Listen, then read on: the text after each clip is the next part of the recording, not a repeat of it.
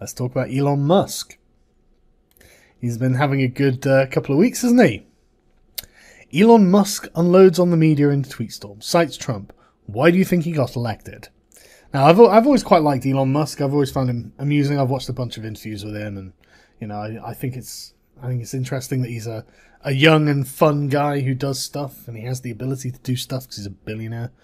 But he said, the holier-than-thou hypocrisy of big media companies who lay claim to the truth, but publish only enough to sugarcoat the lie, is why the public no longer respects them.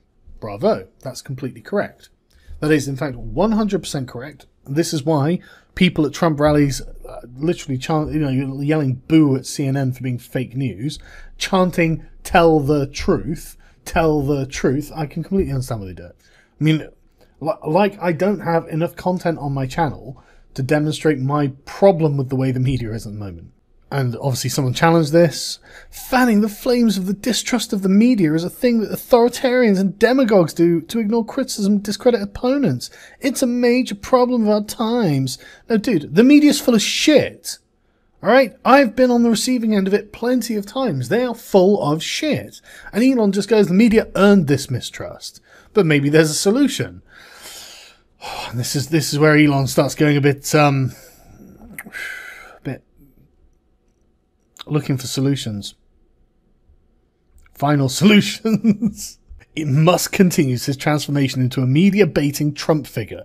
So, who's this verified lefty journalist? Andrew J. Hawkins. Who are you? Senior transportation reporter at The Verge. Well, that explains that, doesn't it? Hope it works out for you, dude. Well, I think... Isn't Elon Musk a billionaire? I'm pretty sure his life is already pretty worked out at this point. He owns a company that sends shit into space. I think he's doing just fine. I thought you'd say that. Anytime anyone criticizes the media shrieks, you are just like Trump. Well, I mean, in a way they kind of are. Because, I mean, I guess from their point of view, when they're seeing powerful enemies pop up all around them, who are completely immune to their shaming tactics and will just literally say to their face, get fucked, in not so many words, it must be quite scary. It must be quite scary for the media realizing, like Mika Brzezinski, that they're controlling other people's thoughts, and that was the media's job, and now they get to do something else because no one's listening. Anytime anyone criticizes the media shrieks, you're just like Trump. Why do you think he got elected in the first place? Because nobody believes you anymore. You lost your credibility a long time ago. This is, again, someone coming from The Verge. Problem is, journos are under constant pressure to get max clicks and earn advertising dollars or get fired. Tricky situation as Tesla doesn't advertise, but fossil fuel companies and gas and diesel car companies are among the world's biggest advertisers. And that's another thing as well. Tesla, the electric car making company, the company that should be the solution to the progressive complaints and worries about the environment. And Elon Musk hates you. And blaming the messenger is a hot new thing everyone's doing. Okay, who are you? Who are you, little verified journo? Prize-winning interactive editor at The Post and Courier. Oh, another verified lefty journo. What a fucking shock. Oh, hey, another sanctimonious media person who thinks he's above criticism. Try being truthful and the public will believe you again. They're gonna have to work very hard to get that. Although I have to say, I do enjoy Jason Schreier from Kotaku saying, stuff you, Gamergate. I won an award for honest and good journalism. In your face. Brilliant, Jason. That was the point of Gamergate. That was why we were doing it. So you would do good journalism that wasn't full of shit, and now you're doing good journalism that isn't full of shit, and you win awards for it. You're being rewarded for doing the job you're actually supposed to fucking do. You think that's a burn against Gamergate. You are a fucking moron, Jason. Anyway, getting back to Elon Musk. Going to create a site where the public can rate the core truth of any article and track the credibility score over time of each journalist, editor, and publication. I think you've called it Pravda, and that was, you can see it, 253,000 likes. 88% approval rating, eh? 54,000 retweets, 15,000 there. Come on, media, you can do it. Get more people to vote for you. You are literally the media. Oh, I fucking love Elon Musk now. Amazingly, the media awesome vote is declining despite hundreds of articles attacking this very poll. Fucking Oh, that's amazing. That's amazing. Even if the public doesn't care about the credibility score, the journalists, editors, and publications will. It's how they define themselves. Yes, yes, they will. And I love the idea of Elon Musk doing this. And if someone's got the ability to... And Elon, I'm just saying a lot of them are communists. If anyone can build Liberty Prime, it's probably you, buddy. Another verified lefty media journo. Independent media, co-founder of Vox, in fact. Started getting in on this because he was really salty. You're very smart, so I want you to think about this for a second. Do you think it's in the interest of powerful people to A, support a free press that exposes their lies, or B, tear it down so their lies are easier to tell? Now ask yourself why the polls would look bad. Joshua, you are powerful people.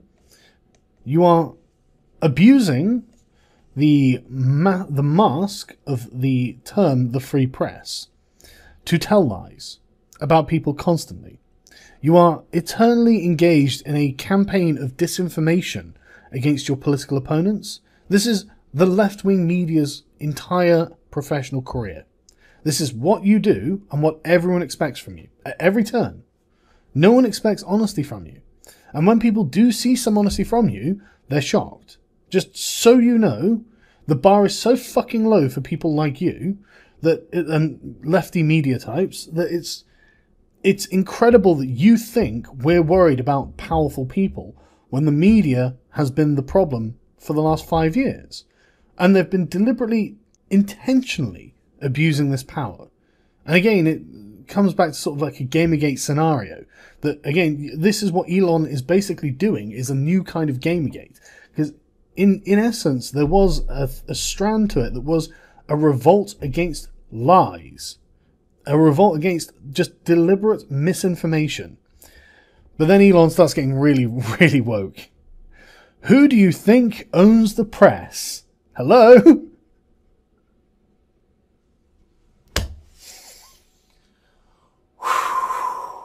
Elon, where are you going with this?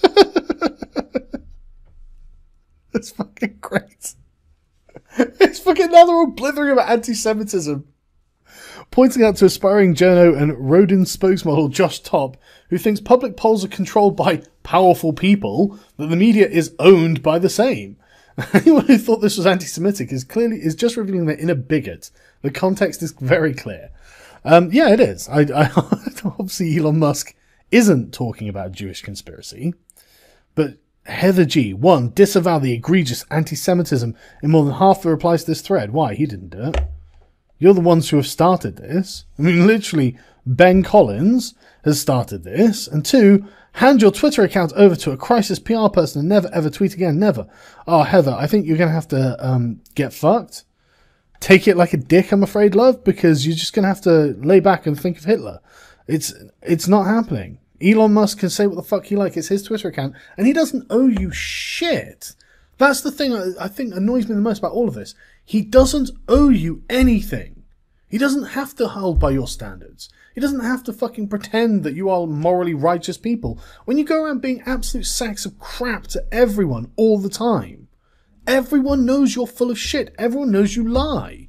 This is why the media's trustworthiness is lower than Donald Trump's trustworthiness. And almost everything Donald Trump says is basically a lie. Basically a kind of PR for the brand of Donald Trump. Regardless. But anyway. So then the hit pieces began. Such as this one at the New York Times. Elon Musk, the Donald of Silicon Valley. Well, bravo, Elon. I'm a big fan of the Donald. Even if he is a moron. But, I'm a big fan of what he's doing. Written by Brett Stevens. I wonder who Brett Stevens is. Well, I did a Google search for Brett Stevens, New York Times, just before I did this stream. And the first thing that came up was a Times of Israel article. Isn't that weird? Isn't that a really weird thing?